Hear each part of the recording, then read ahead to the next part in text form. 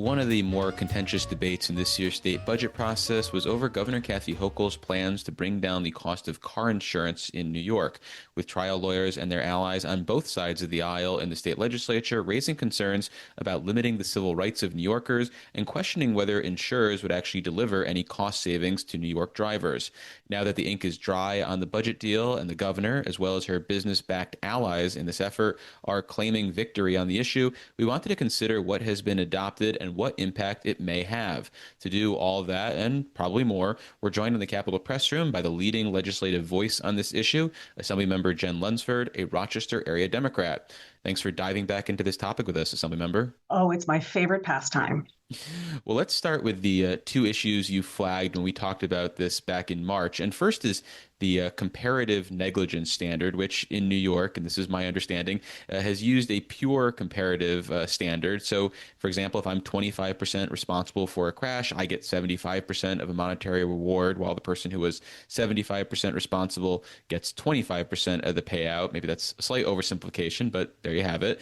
You highlighted the importance of this standard the last time we talked, citing the example of a jaywalking kid struck by a speeding car. The governor wanted to limit what someone might recover if they are mostly at fault, for example, in the case that you brought up. How did this shake out? So ultimately, the governor's language was included in the final budget. And I think most concerning to me, above and beyond what I've already highlighted, is the effective date. This was something I was really fighting hard against in the last couple of weeks and unfortunately was unsuccessful in fixing. This change to the CPLR went into effect immediately upon the signing of the budget bill and applies not to the incident date, which is how we would generally enact changes to procedural law, but to all cases filed after the date of enactment. And that means that you could have had a viable case on Monday that was not a viable case on Tuesday if you didn't file it. I think that's fundamentally unfair. It is a massive change in the way we have always handled these kinds of cases. And while I did a lot of work, and I know that the Academy of Trial Lawyers, NISLA, our bar associations tried to warn people, I think inevitably you're going to find attorneys who did not know the law changed until it changed. And that, I think, massively impacts the rights of people they represented. And I wouldn't be surprised if we got sued as a result of that. Well, yeah, does that potentially raise some sort of constitutional due process issue? And if it does, is this language written in a way that it is severable from other parts of the proposed changes? And this would be this lone area that might be challenged and struck down? There's severability language in the budget in general. I think it's going to be up to a court, but I certainly think that it exposes us. And that is a concern that I raised very loudly. It is a thing that is fundamentally unfair. And I think that we are going to see people who are negatively impacted by it. Would you encourage someone to bring a lawsuit to challenge the constitutionality of this section of law? I would never encourage someone to sue the state of New York For listeners, you're making a face that suggests you're being sarcastic. I am not going to tell someone whether or not to bring a lawsuit, especially in a public forum. They may seek their own counsel relating to their own fact pattern. And what are your expectations then for this language moving forward? Do you think this will have any impact on costs in the car insurance system? So as I mentioned the last time I was on your show, the changes to tort law, I don't think by themselves were going to have a measurable impact on ratepayers, which was part of my problem, that if I'm going to negotiate away the rights of injured people, I need to get something of equal value in return. And I think that that's sort of what we ended up doing here. Rather than a negotiation where you shave off the edges and everyone's a little bit unhappy, this was more like trading pounds of flesh. So while the changes that we were able to put into the law that deal with prior approval of insurance rates, with caps on profits, with changes to underwriting factors, those are going to absolutely have a measurable effect on rates. They don't offset in a direct way the loss of rights on the tort side. They just sort of even the scale. So now no one's happy. This is a result where everyone's equally mad. You mentioned the idea of caps on profits, and my understanding is right now, the way we think about the maximum allowable profit for these car insurance companies is 21%, but over a multi-year period, which raised some concerns about, well, if there are savings in the short term, the drivers aren't going to feel that for years to come, given the fact that the insurers claim that they're not even making profits here in New York. So what language, if any, made it into the budget that you think will impact that cap on profits? So we are measuring profits as premiums in, claims out. Unfortunately, despite my best efforts, we were not able to include things like earnings on the float when our premiums are invested and insurance companies then earn profits from those investments. Those are not considered part of the profit, which I think would drastically change the definitions there. And just to interrupt for a second, I don't think people are cognizant of the fact that when you pay your premiums, that money isn't necessarily immediately going out the door to pay someone else's claims. They're able to sit on that money for a while and like you said, invest it and Yeah. make profit off it. Yeah, insurance companies are finance institutions, and I don't begrudge them that because that's the model. Premiums in, claims out is not an economic model that works. You have to grow the money. They are sitting on large funds, and I think it's responsible stewardship to try to grow that money, whether they are doing that by investing in other companies or investing it in the stock market or high yield savings accounts, whatever it is you want to do. I think it's important that we are growing that money. The problem is that the return on that investment is not considered part of their profits in the state calculations, I think, anywhere, which is how you end up with a situation where you see insurance companies crying poor to DFS, but then also simultaneously saying they had record profits that year. If you look at, I think Warren Buffett is the best example of this. Berkshire Hathaway, they are the parent company of Geico. Warren Buffett made his fortune on the float. And their current CEO was bragging just this year about how much money they make on the float. And I think that's where we really start to see the way insurance companies are able to cook the books to ensure they are maximizing profits while also raising rates on regular ratepayers. Well, before we move on, let me reintroduce you. For listeners just joining us, I'm David Lombardo, and this is WCNY's The Capitol Press Room, and we're speaking with Assemblymember Jen Lunsford, a Rochester-area Democrat. So the second red flag you raised when we talked in March was about the ability to sue for pain and suffering, something the governor was also looking to limit, while you argued that this type of restriction would not generate meaningful car insurance savings and would severely impact the lives of individuals who may have previously found this as a recourse to restore some sort of normalcy to their life. What ended up shaking out here? So there is the cap on pain and suffering when you are in a car accident while simultaneously being uninsured, being under the influence, or fleeing the scene of a felony. So if you are mislabeling wine bottles and you take off and you are in a car accident, your pain and suffering is capped at $100,000, which means that someone who is driving under the influence in an uninsured car actually has more rights than someone who could be found 55% at fault.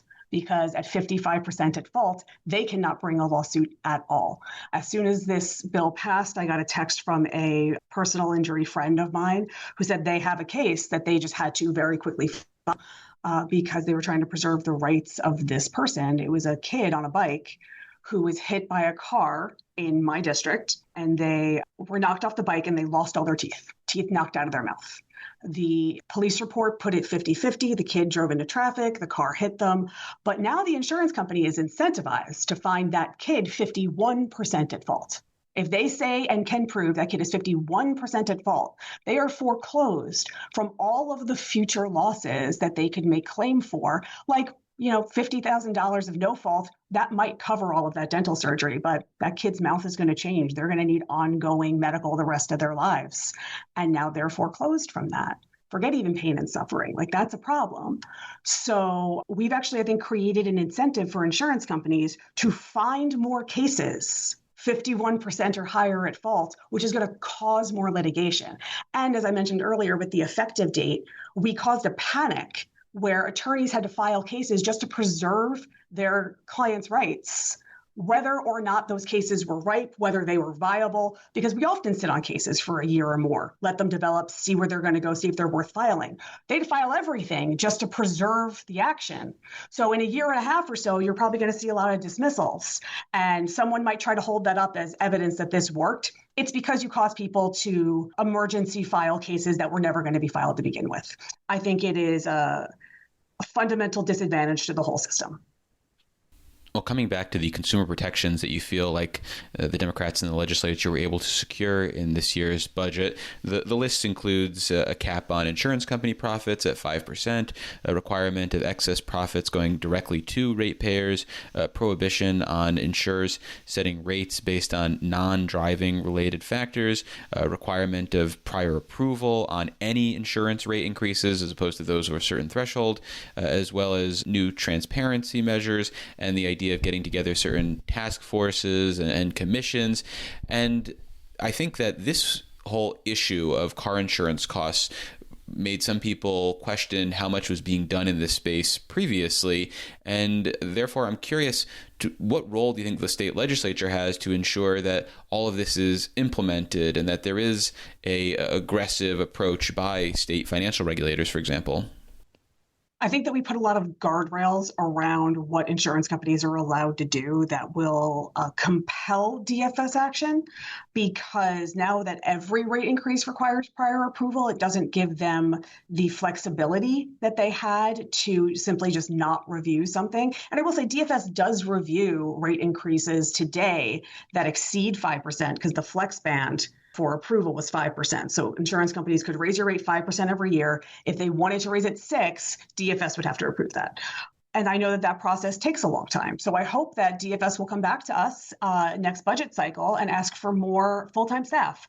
We'll have some time to look at this and see what they need. I also have already been speaking with the second floor about setting up some meetings over the summer to get ahead of next year to clean up a little bit of some things I think were left on the table. So I think that this is going to spur action where maybe we weren't seeing as much. I think that our entire state government suffers from a pretty significant vacancy rate, and that maybe this will encourage us to bulk up a little bit there. Is there anything you would recommend drivers in New York do? Should we be posting our insurance bills online? Should we be taking advantage of additional safe driving discounts? What would be your recommendation to ensure that people actually see some sort of benefit from all this? Well, everyone should always be trying to maximize their discounts. Using a broker as opposed to going online is also helpful. Your broker knows a lot more about this than what you're going to be prompted to fill in on the internet. Insurance companies, I think, benefit sometimes from people not wanting to interact with the person, but professional brokers work for you and are there to help you maximize your savings. There's, unfortunately, the way this works in New York, very little incentive to stay with an insurance company for more than a couple of years, because the way the system works is most of the discounts are given to new customers. And I kind of hate that. I like staying with companies for a long time and having a relationship with my broker. So I've actually, I'm sure, driven up my own costs due to loyalty. But, shop around and see what can be done. But I also, using a broker is huge. And given the limitations we're seeing on people's ability to seek future losses, seek pain and suffering, please spend the extra $8 a month to get APIP and OBEL.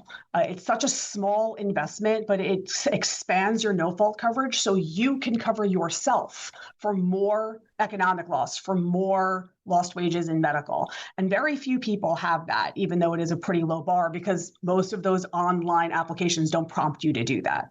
But the reality is that people aren't going to see savings for a couple years. Under no plan was anyone going to see savings in the immediate term. It's just not how this works. But in California, when they went from a file and use system to a prior approval system, people were starting to see pretty significant rate increases within about a year and a half, 2 years. So that's promising. In Florida, though, where they put in a profit cap and they put in a requirement to return those profits, it took 3-4 years for people to start seeing meaningful returns. And I think that's similarly what we'll see here in terms of timing. Well, we've been speaking with Assemblymember Jen Lunsford. She is a Rochester-area Democrat. Assemblymember, thank you so much for making the time. I really appreciate it. Happy to do it. Thanks. Support for the Capitol Press Room comes from O'Donnell and Associates, a public affairs firm providing strategic guidance to businesses and nonprofits on navigating policy and regulatory issues. More information is available at o'donnellsolutions.com.